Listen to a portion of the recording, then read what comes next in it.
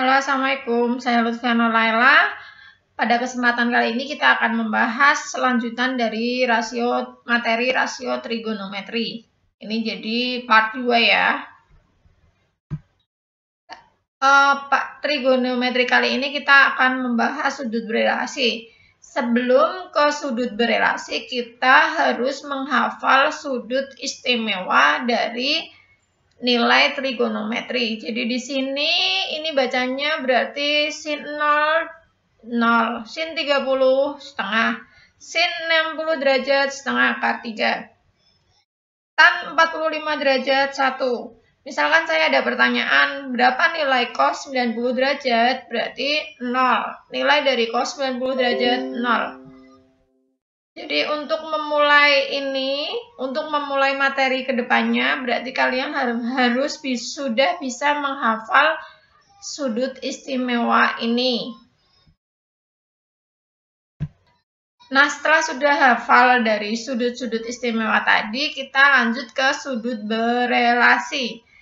Jadi di sini ada kuadran 1, kuadran 2, kuadran 3, kuadran 4. Apa maksudnya?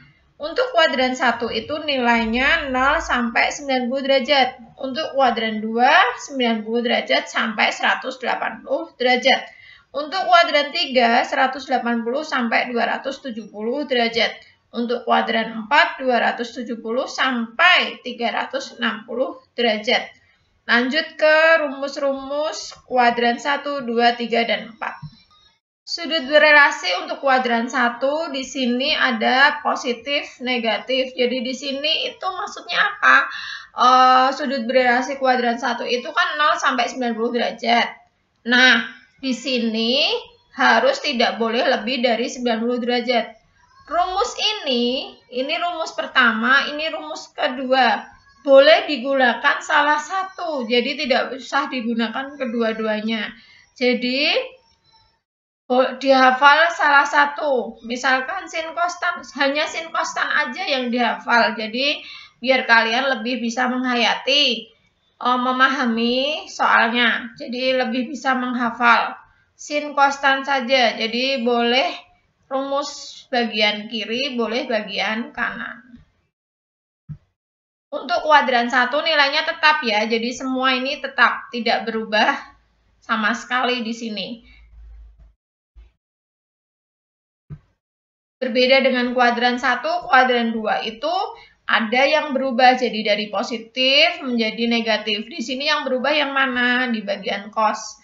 Yang dilihat sin kostan dulu biar kalian lebih mudah, biar enggak mumet. Jadi di sini hanya sin kostan dulu yang dilihat biar kalian lebih paham. Di sini ada rumus 1, rumus 2. Berarti kalian boleh memilih, tidak semuanya harus digunakan. Boleh memilih rumus 1, boleh memilih rumus 2. Di kuadran 3, mohon maaf tadi munculnya di kuadran 4. Di kuadran 3 ini juga sama.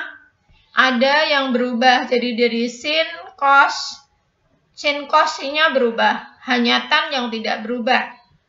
Jadi sama, boleh dipakai rumus pertama sama rumus kedua, boleh salah satunya. Kuadran keempat di sini juga ada yang berubah, hanya cos yang tidak berubah. Jadi kalau sin kostannya yang dilihat hanya cos yang tidak berubah. Kuadran 4 itu berarti antara 270 sampai 360.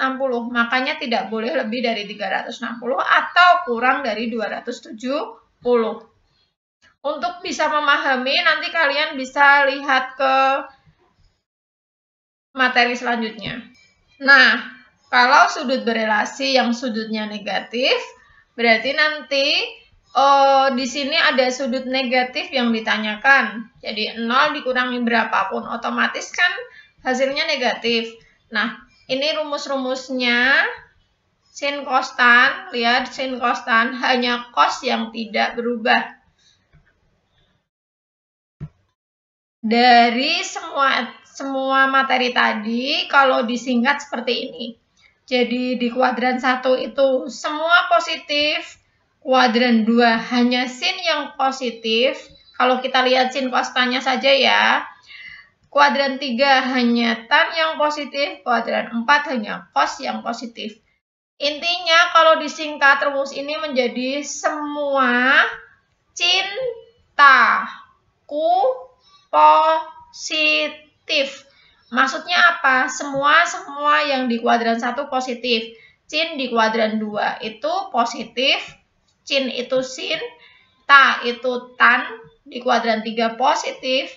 Ku itu di kuadran 4, cos itu positif. Semua cintaku positif. Lebih mudah menghafalnya, bukan? Untuk lebih kalian bisa memahami tadi, kita ke contoh soal. Misal saya ada pertanyaan sin 135 derajat tanpa menggunakan kalkulator ya. Jadi di sini bisa dicari dengan syarat kalian sudah hafal sudut istimewa 0 sampai 90 derajat. Jadi di sini ada sin 135, maksudnya apa? Sin 180 dikurangi 45. Intinya di sini sudut istimewa semua. Jadi di sini 180 dari rumus ya. Kemudian supaya nilainya 135 berarti 180 dikurangi 45. Kita gunakan pakai rumus kuadran 2. Ingat, semua cintaku positif. Jadi sin di kuadran 2 itu positif. Makanya di sini saya tulis strip ini karena positif hasilnya. Setengah akar 2. Sin 45 itu setengah akar 2. Kita lanjut ke contoh 2. 210 itu kuadran 3. Jadi 270 dikurangi 60. Kemudian menjadi kalau kuadran 3 itu semua cintaku hanya ta yang positif, otomatis sin itu negatif. Setengah akar 2. Setengah akar 3 hasilnya dengan negatif. Untuk yang ketiga, karena ini negatif, otomatis hanya cos yang positif. Jadi di sini tan itu juga nilainya negatif. Ingat, untuk mengerjakan ini semua kalian harus sudah hafal 0 sampai 90 derajat untuk sin cos tan. Terima kasih, jangan lupa dicatat materinya. Kemudian kalau ada latihan soal nanti dikerjakan di GC.